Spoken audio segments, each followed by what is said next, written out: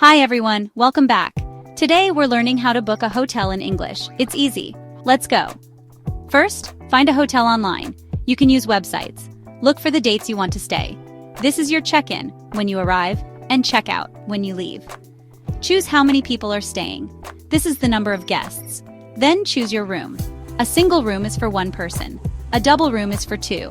Sometimes there's a twin room with 2 beds. Look at what the hotel offers. This is called amenities. For example, Wi-Fi or breakfast. Now you need to give your name and email address. Sometimes they ask for your phone number. You will need to pay, usually with a credit card. Check the total price, all the money you need to pay. Also check if you can cancel, change your mind. Click book now or confirm. You will get an email. Keep this email. That's it. Easy, right? If you follow these guidelines, you'll be able to book a hotel easily. I hope you enjoyed our video. Happy travels!